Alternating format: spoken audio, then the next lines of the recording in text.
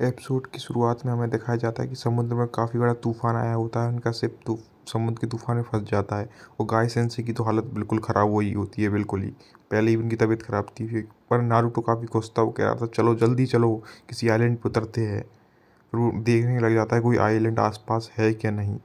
तभी इनकी शिप पे के आसपास एक बम सा गिरता है। फिर सब लोग कहते हैं ये कहाँ से आया। फिर यामाटो सेंसे कहते सामने एक आइलैंड से हमारे ऊपर कोई हमला कर रहा है कैनल से, काफ़ी तोप वोप रखी है। फिर हम देखते हैं वहाँ से वो रुकते नहीं, कंटिन्यूस इन पे फायरिंग कर ही रहे थे। काफ़ी 4-5 तोप रखी है तो इन पे हमला हो रहा था कंटिन्यू। नारुतो लोग आपस में मतलब शिप पे आपस में भागने लग जाते हैं क्योंकि, और एक गोला शिप पे आके गिर जाता है और ब्लास्ट होता है और शिप में बड़ा छेद हो जाता है। नारुतो पानी में जाके डायरेक्ट पानी में जाके गिरता है क्योंकि काफ़ी बड़ा ब्लास्ट हुआ था।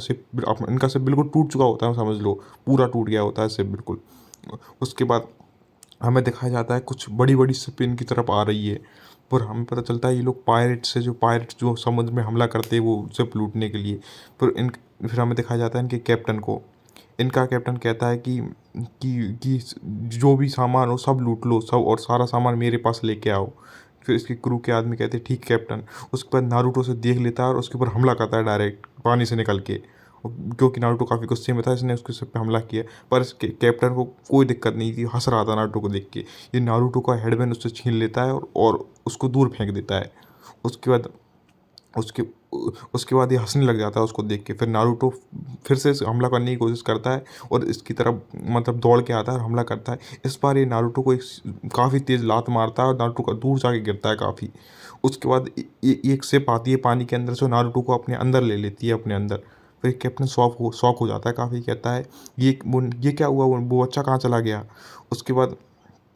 उसके बाद ये कैप्टन अपने मतलब साथियों को ऑर्डर देता है कि उस बच्चे को ढूंढो और उसे मेरे पास पकड़ के लाओ, उन सब उन लोगों को भी।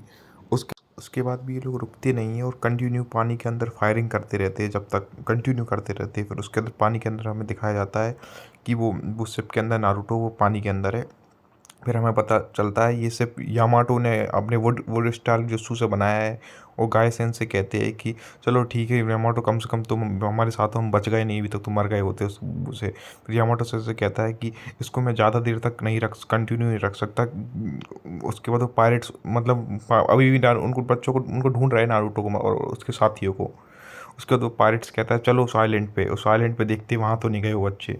फिर नारुतो कहता है क्या किया जाए उनसे, मुझे अपना हेडबैंड वापस चाहिए। यामाटो कहता है हमें कहीं पानी के और अंदर जाना पड़ेगा और देखते। तभी उस शिप पे एक अटैक लग जाता है और उसमें पानी भरने लग जाता है धीरे। नारुतो पानी रोकने की काफ़ी कोशिश करता है और लोग भी पानी मतलब और यामाटो और काफ़ी सारे लोग पानी रोकने की कोशिश करते हैं, पर वो पानी रुकता नहीं है क्योंकि उसमें एक नहीं काफ़ी छेद हो गए थे। उसके बाद नारुतो कहता है इस शिप को बाहर निकालो किसी जगह। फिर उसके बाद वो पानी में अंदर चलेने लग जाते हैं।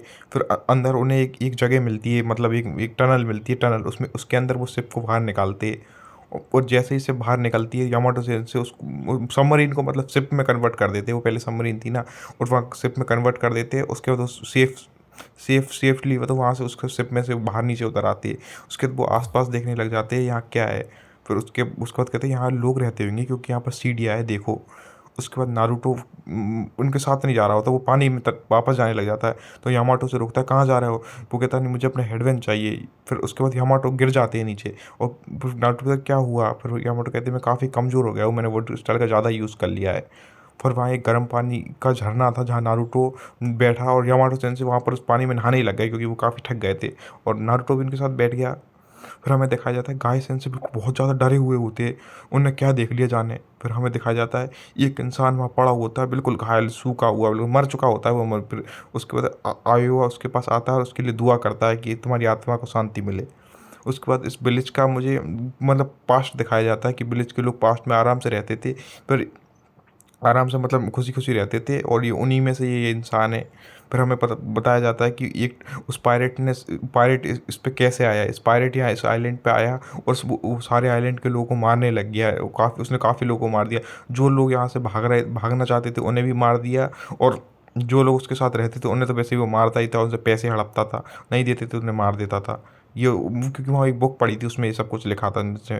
फिर नारुतो वहाँ से एक कपड़ा उठाता है, अपनी हेड वेन की जगह अपने सर में बांध लेता है, क्योंकि उसकी हेड वेन में प्रॉब्लम हो रही थी। और नारुतो कहता है अभी मैं इनकी मदद करूँगा और मैं इसके इसको कैप मतलब इसको कैप्टन को ज़रूर मारूंगा, इसको पायरेट्स के को।